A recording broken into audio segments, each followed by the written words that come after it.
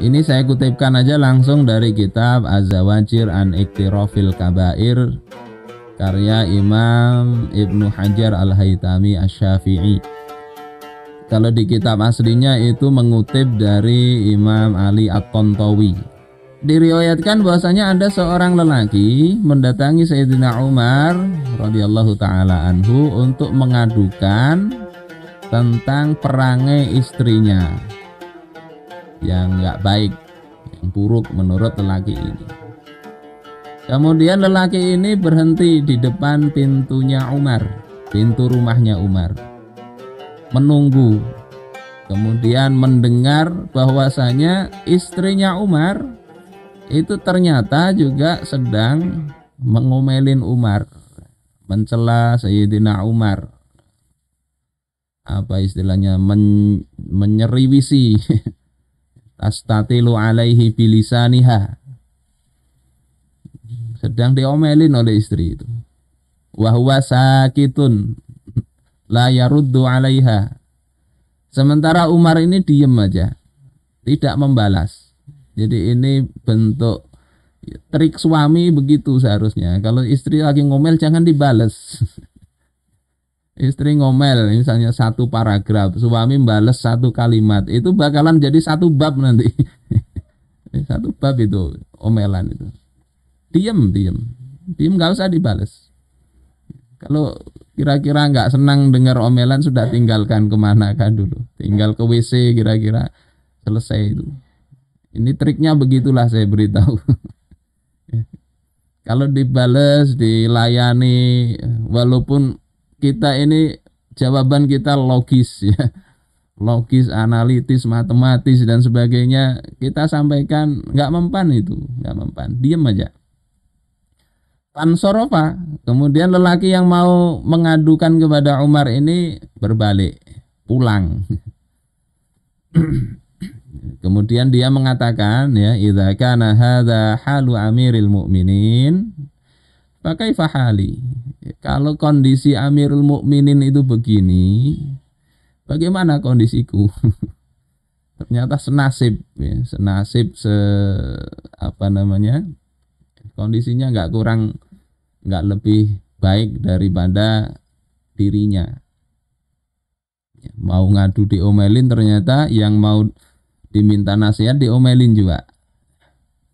Maka Umar kemudian keluar rumah dan melihat ada orang yang berpaling dari rumahnya, nggak jadi masuk tadi. Kemudian Umar bertanya, ma hajatuk, apa keperluan engkau ini?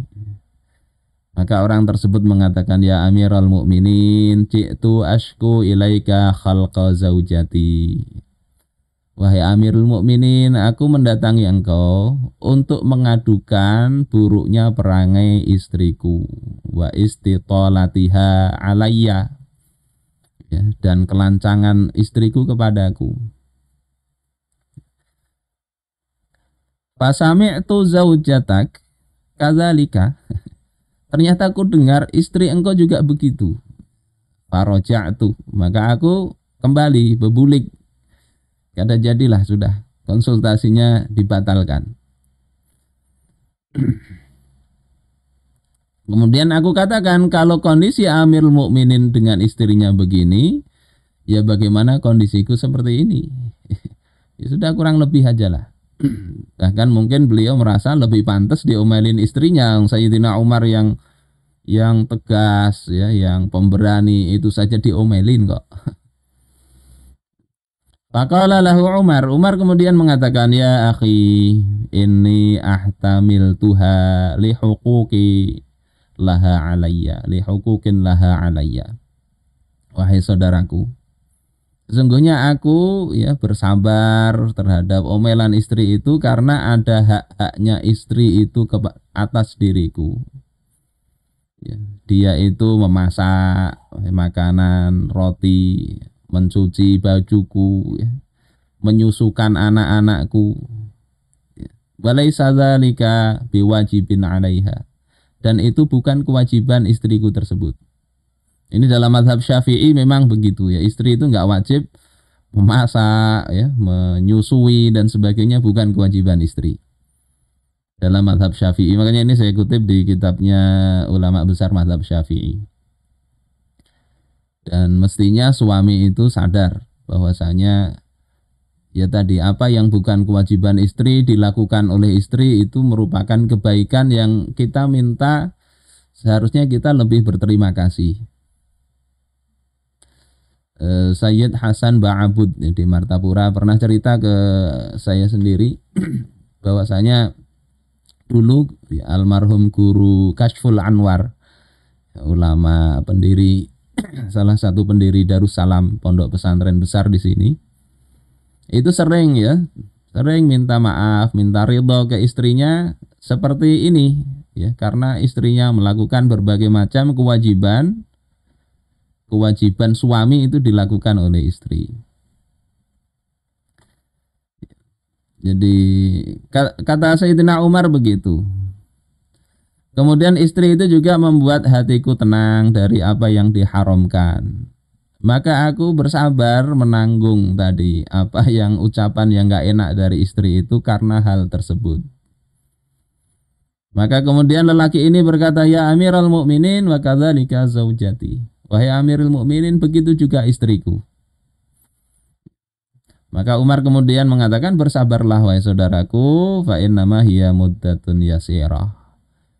Karena sesungguhnya ya hidup ini kan sebentar saja. Nanti kalau sudah wafat, baik kita yang wafat atau istri kita yang wafat lebih dulu, insya Allah selesai itu masalah. Kita tinggal mendapatkan pahala kesabaran tersebut. Itu kalau perangainya kurang baik. Kadang latar belakang perangai kurang baik itu kan ya macam-macam kadang. Entah itu dari lingkungan keluarganya yang biasa begitu. Ibu bapaknya dulu biasa kasar-kasar. Anaknya begitu juga, bisa jadi begitu. Sehingga mau diubah itu kalau sudah karakter ya susah. Jangankan mengubah yang seperti itu ya, watak itu ya. Mengubah orang biasa itu yang membuka odol ya, apa itu pasta gigi itu. Ada yang ditekan itu mulai ujungnya ya, waktu keluarnya itu. Yang biasa suaminya misalnya disiplin mulai belakang. Mulai paling ujung belakang. Kalau misalnya ini sikat gigi, ini tempat keluarnya, ya mulai sini ditekan, terus habis ke sini. Ada mungkin istri yang beda itu di keluarga mulai di sini ditekan, sehingga di sini penuh, di sini kosong, mau keluar harus memencet lagi dari sini lagi. Hal seperti itu aja kadang susah untuk diubah.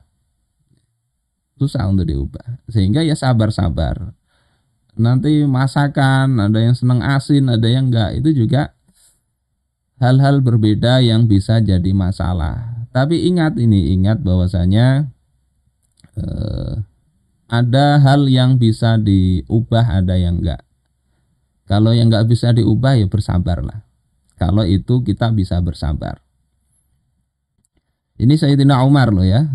Yang suami yang ideal, suami teladan. Kalau kata orang ini apalagi aku, ya lebih pantas untuk diomelin. Tapi ini saya sampaikan bukan dalam rangka supaya istri ini berani kurang ajar kepada suami. Ini saya sampaikan ke suami supaya bersabar. Tapi bagi istri ya jangan beginilah. Jangan begini.